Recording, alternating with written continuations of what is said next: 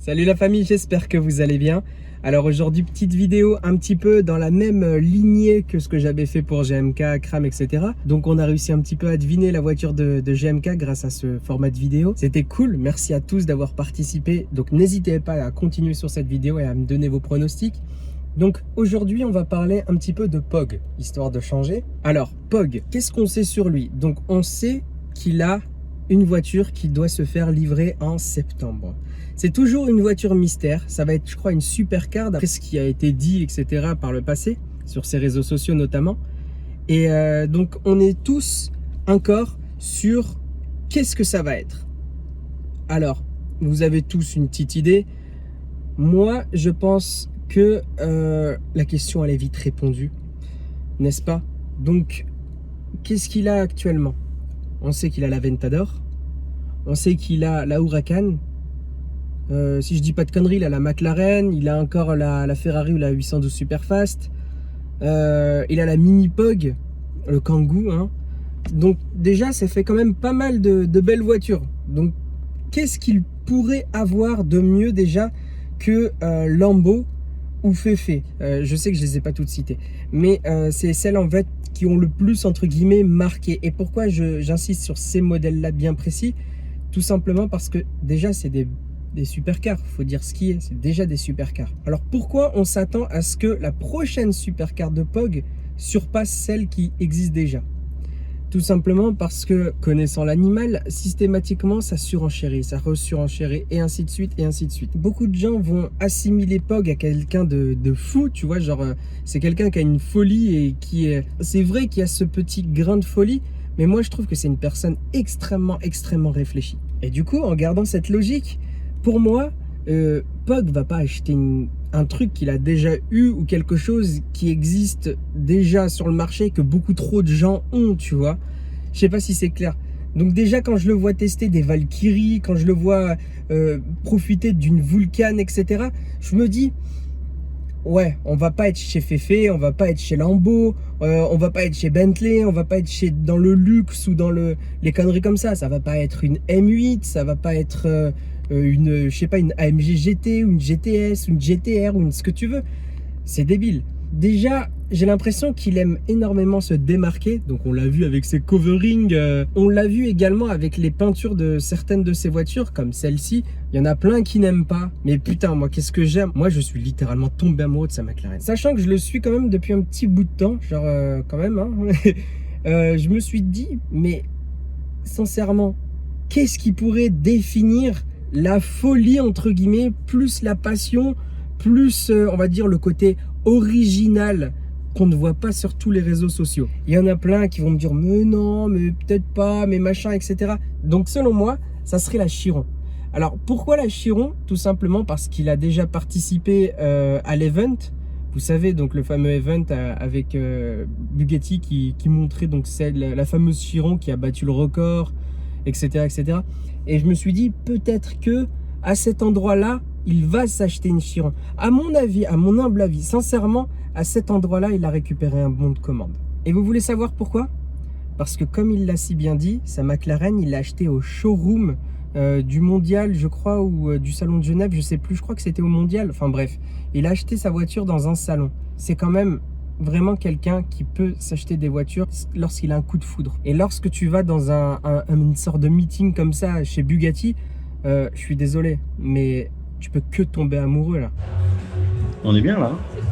Hashtag Pogatti.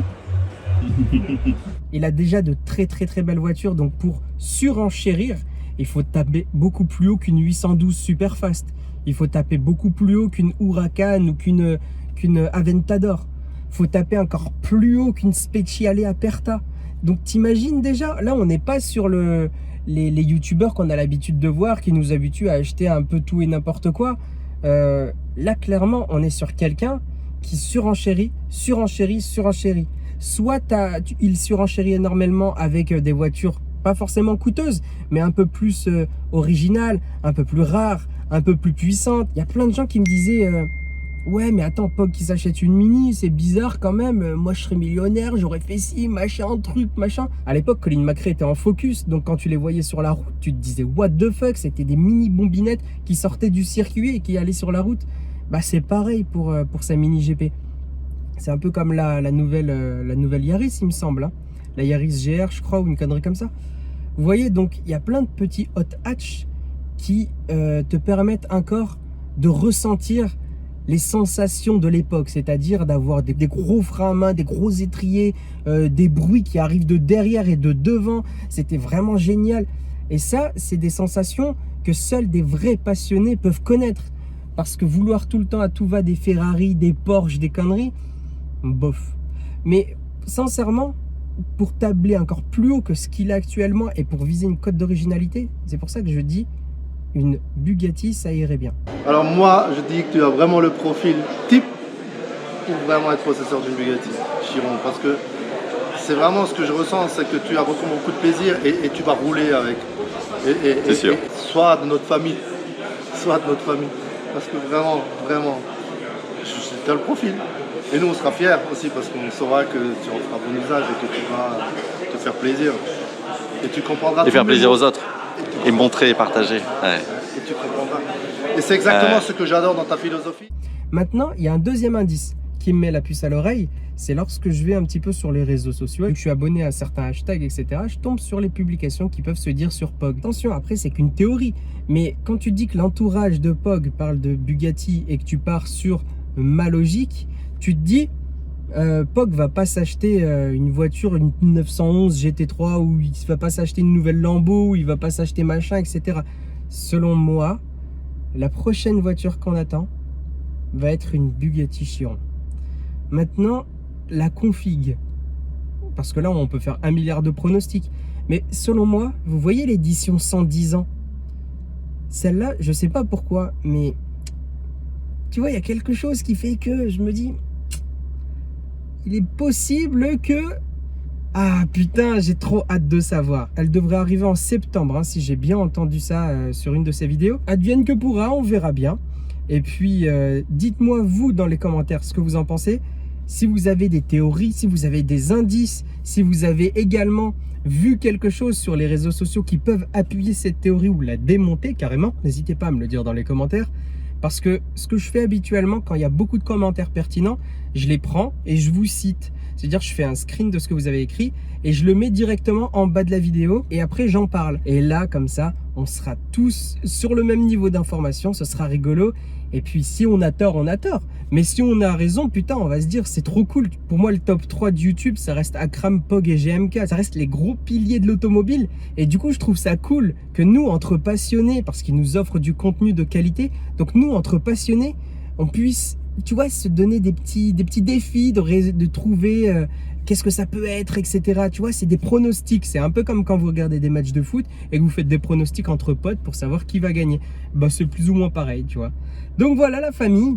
J'espère que vous allez mettre le petit like qui fait plaisir parce que moi, ça m'aide énormément sur la chaîne, vous le savez. Bienvenue à toutes les personnes qui se sont abonnées entre-temps. Et puis, je vous dis à une prochaine vidéo. N'hésitez pas à me dire si vous voulez que je fasse encore ce genre de vidéo, mais avec un youtubeur que vous connaissez. Je ne connais pas tous les youtubeurs, donc n'hésitez pas à me les faire découvrir si vous avez envie que je fasse avec vous une petite réflexion et qu'on puisse faire une petite théorie tous ensemble sur un de vos youtubeurs préférés. Donc voilà la famille, je vous dis à bientôt pour une nouvelle vidéo. Merci à tous d'avoir suivi. Ciao!